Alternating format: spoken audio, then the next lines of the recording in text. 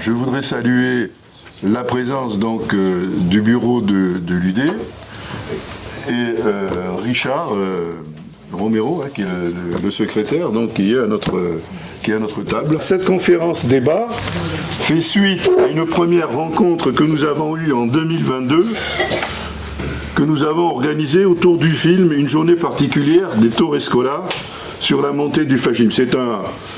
C'est un film remarquable, mais en même temps qui décrit bien la montée du fascisme. Et nous avons eu un débat là-dessus très peu nombreux. Et donc cela nous a encouragés à aller beaucoup plus loin. Et suite à cela, nous avons, y compris, mais on aura l'occasion d'y revenir, pour poursuivre cette conférence, éditer des bouquins se rapportant là-dessus. J'aurai l'occasion d'y revenir. Ce que je voulais vous dire d'entrée, c'est que depuis les années 1970, le capitalisme fait face à une crise systémique non résolue qui résulte de la suraccumulation du capital. Au lieu de répondre aux exigences de développement des capacités humaines et de la révolution informationnelle, le système en a fait un moyen de renforcement des monopoles, du capital et de nouveaux types de multinationales. Pour perdurer, le système a une double stratégie qu'il a mis en place, à la fois au niveau international, je dirais au niveau de la planète, à la fois les remises en cause des systèmes sociaux, des services publics et les différents conquis acquis par des luttes dans l'histoire, dans lequel, en ce qui concerne notre pays, la CGT a été souvent à la tête de ces combats. Sur le plan politique également, c'est le deuxième volet, avec la montée de l'extrême droite.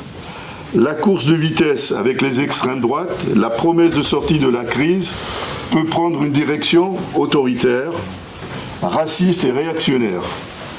Sur le lit des politiques néolibérales, les défaites et les déceptions, notamment aussi de la gauche, les extrêmes droites menacent partout, sous des formes différentes, de l'Italie à la Suède, de la Russie aux États-Unis. Elles placent leurs thématiques racistes et xénophobes au cœur du débat politique.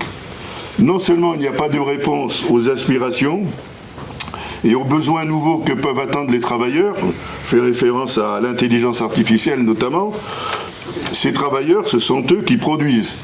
Mais leurs conquis sont fortement remis en cause, là aussi par des stratégies à la fois à long terme, comme le démantèlement de la sécurité sociale qui remonte aux ordonnances de 1967, alors que c'est une conquête de la résistance. Et puis, il y a des accélérations. J'en citerai quelques-unes de ces derniers mois imposées par le gouvernement. 1. Le recul de l'âge de la retraite. 2. La nouvelle orientation des lycées professionnels pour faire de cette jeunesse qui est impliquée donc, dans ces lycées une proie pour le patronat. Le remplacement de Pôle emploi par France Travail qui va institutionnaliser la précarité du travail, qui le fait déjà d'ailleurs, mais qui va l'accentuer. J'ai pris ces trois éléments. Il s'agit bien sûr d'un retour au XIXe siècle. Les réponses apportées aux mouvements de grève, aux manifestations, s'inscrivent par la violence de l'État. Des 49.3 par exemple, au niveau parlementaire, en dessisant les institutions démocratiques, mais aussi et surtout aussi par la répression policière et de la justice, avec des manifestations notamment contre les lois Khomri, celle des Gilets jaunes, puis contre les réformes des retraites. Cette dernière a été plus particulièrement pointée du doigt. Quant à la CGT, elle a recensé près de 1000 syndicalistes sanctionnés, dont bon nombre sont traînés devant les tribunaux comme des délinquants. Les droits des femmes et l'accès à l'IGV sont aussi de plus en plus menacés. En Europe est remis en cause l'héritage des Lumières, ces forces prospérant sur les crises politiques et instrumentalisant la crise de l'accueil des migrés. Elles se mettent en situation de recomposer les droites, se présentant comme un recours pour le capital. Les paniques identitaires sont aussi utilisées par les fondamentalistes religieux, chrétiens, appartenant à l'extrême droite, évangélistes des États-Unis par exemple, ou même au Brésil. Ces courants bénéficient d'appuis étatiques, parfaitement compatibles avec la théorie néoconservatrice du choc des civilisations dont le conflit israélo-palestinien en est une illustration avec ses conséquences sur les vies et finalement c'est sur la conquête des territoires que l'enjeu se situe essentiellement.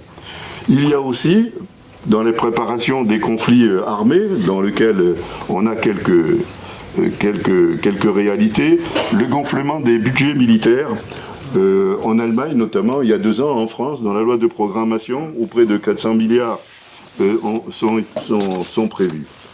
Fort des progressions électorales en France et partout ailleurs, l'extrême droite se découvre, et on découvre son vrai visage, le fascisme qui y est encouragé. En 2023, des saillies antisémites sont toujours légion à l'extrême droite. Des groupuscules d'extrême droite qui agissent sont d'ailleurs absous par Ciotti. La peste brune semble presque aussi contagieuse que le Covid. Bleu, blanc, rouge, la France aux Français. Après Romans-sur-Seine, les fascistes défilent à Rennes. Des ratonnades sont à Lyon, à Toulouse. On pourrait la multiplier, les exemples qui s'amplifient de jour en jour. Le ventre est encore fécond, d'où surgit la bête humaine, disait Bertolt Brecht dans La résistible ascension d'Arturo Ui. L'actuel rejoint le passé. Comment revoir ce passé, l'analyser? De la crise des années 30, la réponse autoritaire apportée par le fascisme. Comment naît la crise du capital? Ça vaut le coup qu'on y revienne là-dessus. Comment est né le fascisme? Et surtout, quelle réponse y a déjà apporté le mouvement ouvrier avec la CGT essentiellement sur le plan social? C'est dans cette nouvelle période historique que je vais laisser la parole à Alain Kell, ancien dirigeant de la CGT que tout le monde connaît, du Var, qui, dans ses derniers livres, nous a démontré comment la CGT, confrontée à la guerre d'Espagne face au franquisme, elle a su faire preuve de solidarité au peuple espagnol, et notamment aussi dans le département. André Pron, ce camarade intellectuel à ma droite, qui, comme Alain, sont dans le collectif de notre institut, chercheur en économie, essayiste, mais aussi poète. Pourquoi le combat idéologique antifasciste ne peut pas faire l'économie de la critique du capitalisme et de sa visée économique, antisociale et militaire? Et il cite à propos dans son livre « Le mouvement fasciste soutenu par l'armée prend sa forme définitive et ouvre la voie dès 1929 à l'une des plus sordides et sanglantes épopées de l'aristocratie et de la grande et petite bourgeoisie italienne. Cette idéologie qui exalte la réconciliation des hommes par le travail, sous la conduite d'un chef ayant la main mise sur tout l'appareil d'État, tout en ayant l'antagonisme des classes sociales. Quels sont les liens entre la période des années 30 et aujourd'hui? On ne se baigne jamais 2 fois dans le même fleuve. Hein. C'est, je crois, le philosophe Héraclite qui décrit ça. Et effectivement, dans le fleuve où s'écoule en permanence, c'est à la fois le même fleuve, mais à la fois c'est pas la même chose, c'est pas les mêmes situations. Des traits communs, on sent, entre l'avant et aujourd'hui, il y a des traits communs, on sent la lutte de classe et les antagonismes qu'elle engendre.